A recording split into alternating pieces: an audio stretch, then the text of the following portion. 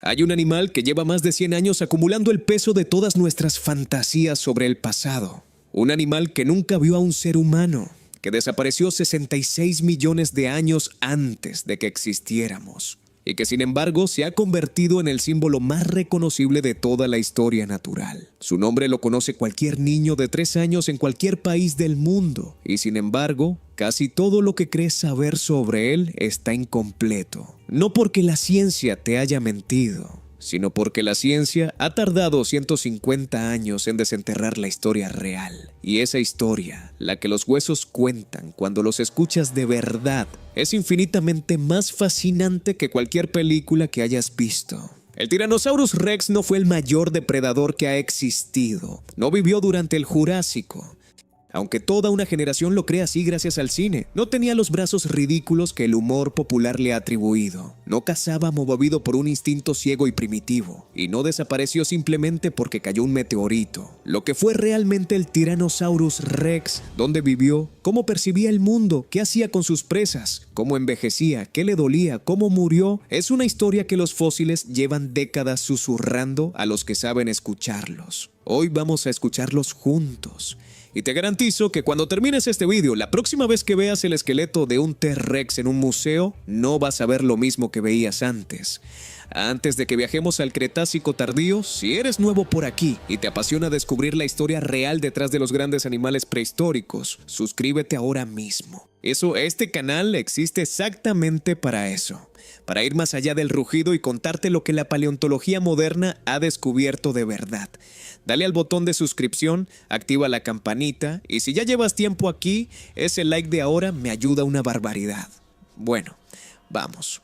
Para comprender realmente al Tyrannosaurus Rex, debemos retroceder mucho más atrás que sus propios huesos. Debemos empezar por una pregunta que casi nunca nos hacemos porque la damos por respondida. ¿Cómo sabemos que los dinosaurios existieron? Ningún ser humano ha visto jamás a uno respirar, caminar o cazar. Todo lo que sabemos comienza con la roca. Cuando los primeros fósiles de dinosaurios fueron descubiertos a comienzos del siglo XIX, los hallazgos eran fragmentarios, dientes aislados, fragmentos de hueso, piezas incompletas cuya función y forma original resultaban difíciles de imaginar. Los primeros naturalistas intentaron reconstruir mentalmente a los animales que alguna vez portaron aquellos restos. Sus interpretaciones, vistas desde la actualidad, parecen extrañas. Criaturas parecidas a enormes lagartos con las patas extendidas hacia los lados y la cola arrastrándose por el suelo. Monstruos torpes y lentos, más cercanos a reptiles gigantes que a animales activos. Sin embargo, esas reconstrucciones no fueron producto de la ignorancia, sino del conocimiento limitado disponible en ese momento. Con el paso de las décadas, nuevos fósiles comenzaron a aparecer en distintos lugares del mundo. Esqueletos cada vez más completos permitieron comprender mejor la anatomía. Las huellas fosilizadas revelaron patrones de movimiento.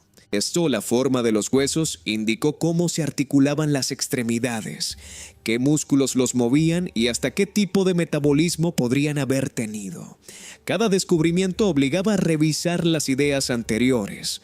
Los dinosaurios fueron redibujados una y otra vez a medida que la evidencia científica crecía. En la actualidad, la paleontología es una de las disciplinas científicas con mayor cantidad de datos disponibles. Se han descubierto más de 10.000 fósiles de dinosaurios y se han identificado más de 900 especies diferentes. Y la historia sigue ampliándose. Entre el año 2003 y el año 2022, los científicos describieron en promedio alrededor de 45 especies nuevas cada año. No es que los dinosaurios aparezcan repentinamente.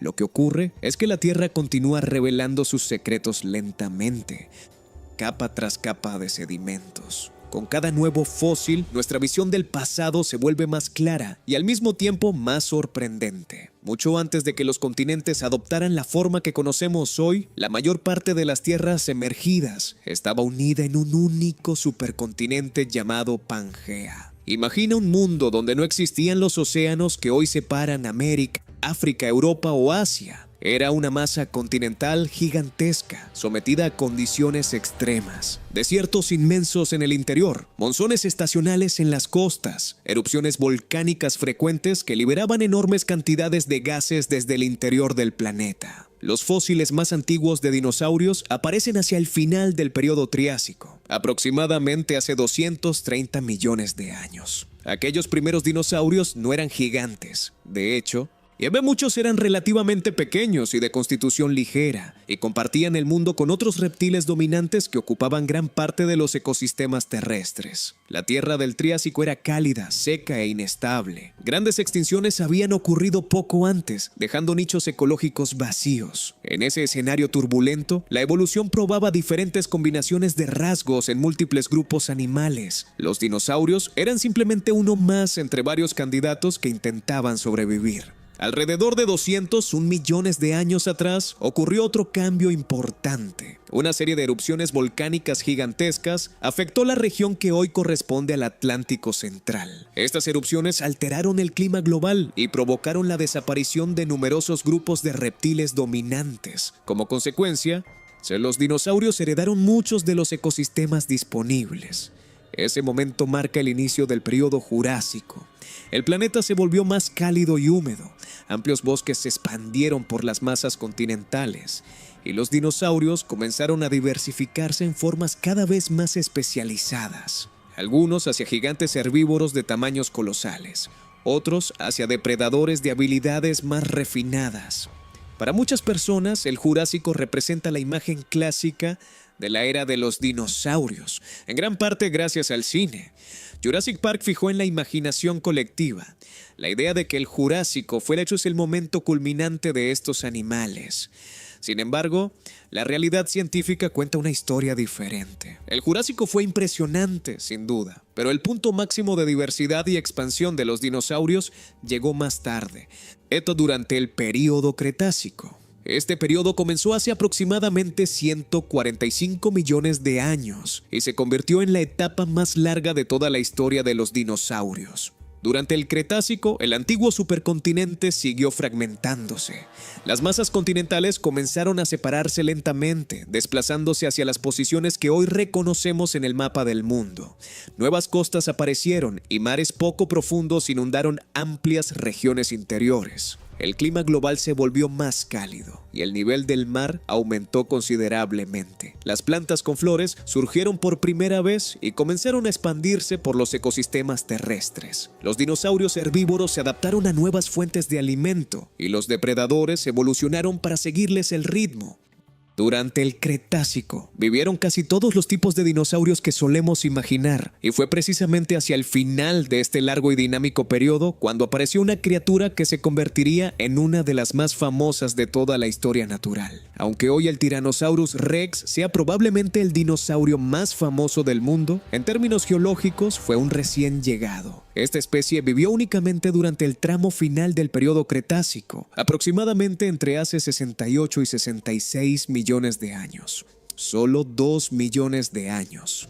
Su presencia en la historia de la vida fue relativamente breve si se compara con los más de 160 millones de años, durante los cuales los dinosaurios dominaron los ecosistemas terrestres. La mayoría de los científicos coinciden que el Tyrannosaurus Rex jamás convivió con los dinosaurios clásicos del Jurásico, lo cual crea una ironía curiosa. El animal que se convirtió en el símbolo de la famosa película Jurassic Park en realidad no vivió durante el Jurásico. La diferencia temporal entre un Allosaurus del Jurásico tardío y un Tyrannosaurus Rex es mayor que la diferencia temporal entre el Tyrannosaurus Rex y nosotros hoy. Este detalle revela un problema más profundo en la manera en que solemos imaginar el pasado. En muchas películas y representaciones populares, especies separadas por decenas de millones de años aparecen compartiendo el mismo paisaje, cazando juntas o enfrentándose entre sí. El mundo de los dinosaurios no fue una única edad dorada uniforme, fue una serie de eras sucesivas. Cada una con sus propios ecosistemas y sus propios protagonistas. ¿Y dónde vivía realmente este animal? No recorría todo el planeta ni dominaba todos los continentes. De hecho, su territorio conocido era sorprendentemente limitado. Hace aproximadamente 66 millones de años, la geografía de América del Norte era muy distinta a la actual. Un mar poco profundo, conocido como el Mar Interior Occidental, atravesaba el continente desde el Océano Ártico hasta la región que hoy corresponde al Golfo de México. Este mar dividía la masa continental en dos grandes regiones separadas. La parte occidental era una especie de continente isla que los científicos llaman Laramidia. Y hasta donde sabemos, ese fue el único lugar donde vivió el Tyrannosaurus Rex. La mayoría de los fósiles de esta especie procede de una formación geológica llamada Formación Hell Creek, que se extiende por partes de Montana, Dakota del Norte, Dakota del Sur y Wyoming. Cuando los paleontólogos excavan en esas rocas, no encuentran únicamente huesos de Tyrannosaurus. Descubren los restos de un ecosistema completo preservado como una instantánea de un mundo desaparecido. Imagina por un momento una enorme llanura aluvial subtropical. Grandes ríos serpentean entre densos bosques y zonas pantanosas saturadas de humedad. El aire es cálido, pesado y húmedo. Las temperaturas medias eran algo más altas que las actuales en la región, aproximadamente entre 11 y 12 grados centígrados de promedio anual, aunque las estaciones podían variar considerablemente. La lluvia era abundante y los ríos cambiaban de curso con frecuencia. A diferencia de los paisajes modernos, los pastizales todavía no dominaban los ecosistemas terrestres. En lugar de praderas abiertas, el suelo estaba cubierto por helechos, y los bosques combinaban coníferas con árboles de flores tempranas. Palmas primitivas crecían junto a árboles parecidos a los plátanos o magnolias. Era un paisaje verde, húmedo y extraordinariamente lleno de vida. En ese ambiente vivían numerosas especies de dinosaurios. Uno de los más comunes era el Triceratops, el famoso dinosaurio de 3 cuernos. En algunos depósitos fósiles, los restos de Triceratops representan cerca del 40% de los animales grandes encontrados. Esto sugiere que grandes grupos de estos herbívoros se desplazaban constantemente por el paisaje, alimentándose de vegetación baja y arbustos. Se imagina enormes manadas moviéndose lentamente entre los bosques, levantando polvo y hojas a su paso. También habitaban la región los hadrosáuridos, conocidos como dinosaurios de pico de pato. Una de las especies más representativas era el Edmontosaurus, que probablemente vivía en grupos numerosos. Algunos científicos creen que estas manadas podían ser tan grandes que su desplazamiento hacía vibrar el suelo del bosque. Para un depredador como el T-Rex representaban una fuente potencial de alimento. Otro habitante impresionante era el Ankylosaurus, un dinosaurio bajo y robusto cubierto por placas óseas que actuaban como una armadura natural. En el extremo de su cola tenía una masa ósea capaz de causar daños graves a cualquier atacante. No era precisamente una presa fácil. Todo entre la vegetación se movían también dinosaurios más pequeños. El Pachycephalosaurus con su cráneo grueso y abovedado, pequeños depredadores emparentados con las aves como los dromeosáuridos y los oviraptóridos. Muchas de estas especies raramente aparecen en el cine porque no poseen el tamaño espectacular que suele atraer al público, pero formaban parte esencial del ecosistema. Y bajo todo ese mundo dominado por dinosaurios, existía otro grupo de animales que a menudo pasa desapercibido: los mamíferos. Durante el Cretácico tardío eran pequeños, peludos y en su mayoría nocturnos. Se escondían entre la hojarasca del bosque, alimentándose de insectos o semillas mientras evitaban a los depredadores. En aquel momento su papel ecológico era modesto, aunque millones de años después sus descendientes dominarían el planeta. En los ríos y lagos del ecosistema de Hell Creek vivían también numerosos animales acuáticos. Cocodrilos primitivos flotaban silenciosamente en las aguas turbias. Tortugas, peces e incluso algunos tiburones patrullaban los canales conectados con el mar interior. Era un sistema ecológico complejo y equilibrado, donde cada especie ocupaba un papel específico. Y en la cima de esa red alimentaria se encontraba el Tyrannosaurus Rex. Curiosamente, los fósiles sugieren que este depredador no era particularmente raro. En algunos estudios de yacimientos, los restos de tiranosáuridos representan aproximadamente una cuarta parte de los grandes depredadores encontrados. Esto indica que el Tyrannosaurus Rex no era una aparición ocasional o una rareza biológica, sino un componente establecido y funcional del ecosistema. Una pausa aquí. Si esto te está pareciendo tan fascinante como a mí me lo parece, ese like ahora mismo lo agradezco de verdad. Es la señal que le dice al algoritmo que este contenido merece llegar a más gente. Gracias. Seguimos, porque ahora entramos en la parte más sorprendente, lo que este animal era capaz de hacer. Cuando pensamos en el Tyrannosaurus Rex, lo primero que suele venir a la mente es su tamaño descomunal, y no es una exageración.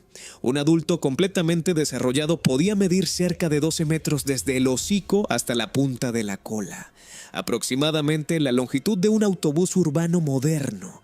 Las estimaciones de peso varían entre distintos estudios, pero la mayoría de los paleontólogos sitúa su masa corporal entre 6 y 7 toneladas, aunque algunos individuos especialmente grandes pudieron superar esa cifra. Sin embargo, debido al tamaño por sí solo no explica por qué este animal fue un depredador tan eficaz. En el Cretácico existían muchos dinosaurios grandes. Lo que realmente distinguía al Tyrannosaurus Rex era la manera en que todas sus características funcionaban juntas como un sistema perfectamente integrado. Comencemos con el cráneo. La cabeza del Tyrannosaurus Rex era enorme, superando en algunos ejemplares el 1,5 metros de longitud, pero su importancia no radicaba únicamente en el tamaño, sino en su arquitectura. Los huesos del cráneo estaban reforzados con crestas y estructuras internas que ayudaban a distribuir las fuerzas generadas al morder. Las articulaciones de la mandíbula eran extremadamente robustas, capaces de soportar presiones extraordinarias. Los dientes tampoco eran finas cuchillas como las de muchos depredadores. En lugar de eso, eran gruesos, cónicos y ligeramente curvados, más parecidos a enormes estacas que a cuchillos. Este diseño sugiere que no estaban destinados únicamente a cortar carne, sino a penetrar profundamente y resistir fuerzas intensas sin romperse. Los modelos biomecánicos basados en reconstrucciones digitales estiman que la mordida del Tyrannosaurus Rex pudo alcanzar entre 30 y 5.000 y 57.000 newtons de fuerza. Para ponerlo en perspectiva, uno de los animales actuales con la mordida más poderosa es el cocodrilo marino, cuya presión máxima ronda los 16.000 newtons. La diferencia es notable. El Tyrannosaurus Rex no solo podía matar a sus presas, sino también aplastar huesos con relativa facilidad. De hecho, algunos fósiles muestran marcas de dientes de Tyrannosaurus incrustadas profundamente en huesos de otros dinosaurios. Incluso se han encontrado coprolitos, excrementos fosilizados atribuidos a este depredador, que contienen fragmentos de hueso parcialmente digerido. Esto indica que el animal consumía prácticamente todo el cuerpo de sus presas, incluidos los esqueletos. Existe una escena muy famosa en el cine que ha influido enormemente en la forma en que el público imagina al Tyrannosaurus Rex. Un personaje se queda completamente inmóvil, con la esperanza de que el depredador no pueda verlo si no detecta movimiento. Desde el punto de vista científico, esa idea es muy poco probable. Las tomografías computarizadas de los cráneos de Tyrannosaurus Rex revelan que su cerebro tenía lóbulos olfativos extremadamente desarrollados, lo que indica un sentido del olfato muy agudo, probablemente capaz de detectar el olor de presas o cadáveres a grandes distancias. Además, la posición de sus ojos es otro rasgo fundamental, a diferencia de muchos reptiles actuales cuyos ojos se sitúan a los lados del cráneo. Los del Tyrannosaurus estaban orientados hacia adelante. Esto producía un solapamiento entre los campos visuales de ambos ojos, generando visión binocular. Podía percibir la profundidad y calcular distancias con precisión, una habilidad fundamental para cualquier depredador, que necesita juzgar el momento exacto del ataque. Algunos estudios sugieren incluso que su agudeza visual podría haber sido comparable a la de ciertas aves rapaces actuales. Si una persona pudiera viajar al Cretácico y quedarse completamente inmóvil frente a un Tyrannosaurus, lo más probable es que el animal pudiera verla con bastante claridad. El oído también parece haber sido sensible a sonidos de baja frecuencia. La estructura del oído interno sugiere que el Tyrannosaurus podía percibir vibraciones profundas, como el retumbar de una manada moviéndose entre los árboles o el impacto de grandes animales caminando sobre el suelo húmedo. Su cerebro era aproximadamente el doble de grande que el de otros grandes carnívoros dinosaurios conocidos. Esto no significa que resolviera problemas matemáticos complejos, pero sí que necesitaba una mayor capacidad neuronal para procesar información sensorial proveniente del olfato, la visión y el oído. no era un depredador torpe o lento de reflejos, sino un animal altamente especializado en detectar su entorno. Ahora hablemos de los brazos. Si es ese rasgo que tanto han alimentado el humor popular. A menudo se los presenta de forma humorística, debido a su tamaño reducido en comparación con el resto del cuerpo. Sin embargo, los huesos de estos miembros muestran grandes áreas de inserción muscular, lo que indica que estaban asociados a músculos sorprendentemente potentes. Algunos cálculos sugieren que cada brazo podría haber levantado más de 200 kilogramos. Las garras eran gruesas y curvas, capaces de sujetar o desgarrar tejido. Aunque estos brazos no podían alcanzar la boca del animal, probablemente cumplían funciones durante el contacto cercano con la presa, ayudando a Sujuptrat a sujetarla o estabilizar el cuerpo durante el ataque. Su tamaño reducido podría explicarse porque, a medida que el cráneo se convirtió en el principal instrumento de caza, los brazos dejaron de ser esenciales para capturar presas grandes. La evolución nunca mantiene estructuras que no se usan. Existe también una cuestión interesante relacionada con la piel. Algunos parientes más antiguos y pequeños de los tiranosaurios muestran evidencias fósiles de plumas primitivas. Sin embargo, las impresiones de piel encontradas en fósiles cercanos al Tyrannosaurus rex indican que los adultos de esta especie poseían principalmente escamas. La textura parece haber sido similar a la de reptiles actuales, con pequeñas placas escamosas que probablemente ofrecían cierta protección. Así que, al menos en los individuos adultos, es poco probable que el cuerpo estuviera cubierto por un plumaje denso. Entre todos los esqueletos de Tyrannosaurus descubiertos hasta ahora, uno destaca por encima de los demás. Su nombre es Sue. Este ejemplar fue descubierto en Dakota del Sur en el año 1990 y es aproximadamente un 90% completo, lo que lo convierte en el esqueleto más completo de Tyrannosaurus rex encontrado hasta la fecha. Actualmente se encuentra exhibido en el Field Museum de Chicago, donde millones de visitantes han podido contemplar su estructura reconstruida. Pero los huesos de Sue cuentan una historia dura. El esqueleto presenta señales de múltiples lesiones que sanaron durante su vida.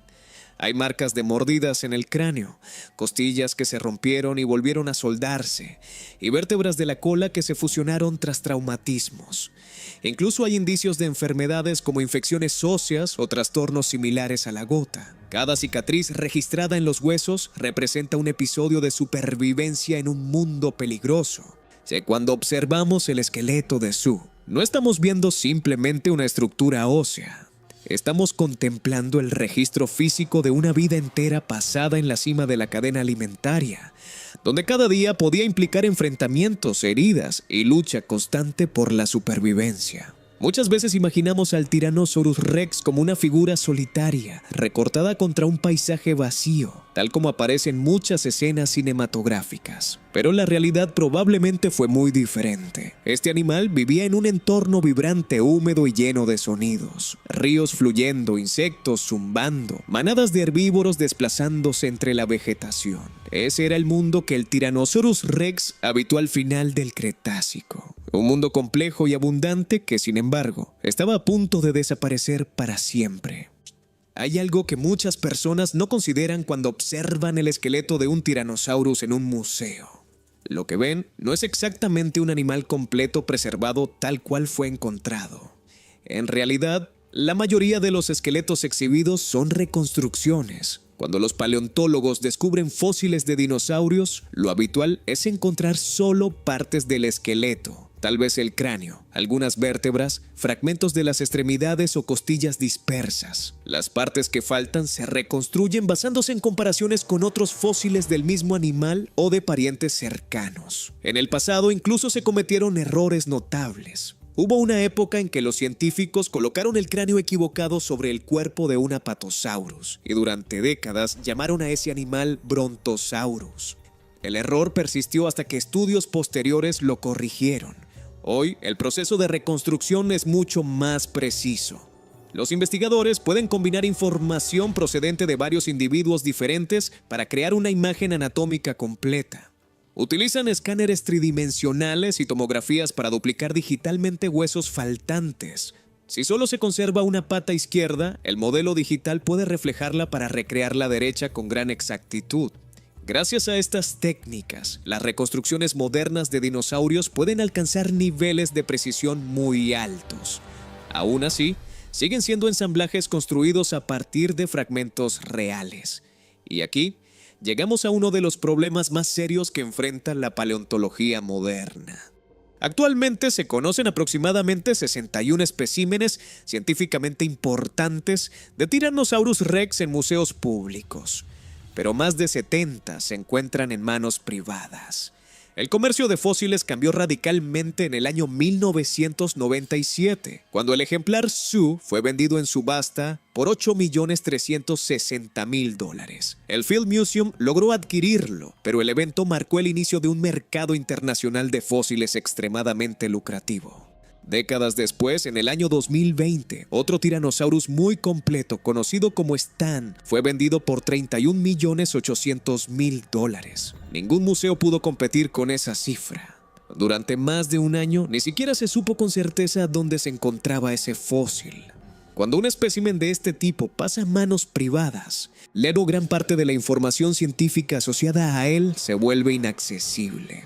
Cada hueso contiene detalles microscópicos, señales químicas y marcas de enfermedades que pueden revelar aspectos sobre la biología, el crecimiento o el comportamiento del animal. Si el fósil se guarda en una colección privada, esa información queda fuera del alcance de los investigadores. La ciencia depende del acceso compartido a la evidencia. Un Tyrannosaurus colocado como decoración en la sala de un multimillonario es, desde el punto de vista científico, casi tan inaccesible como si aún estuviera enterrado bajo la roca. Esta situación es especialmente preocupante en el caso de ejemplares juveniles. Aproximadamente una quinta parte de los fósiles privados pertenecen a individuos jóvenes, precisamente la etapa de vida que los científicos comprenden menos.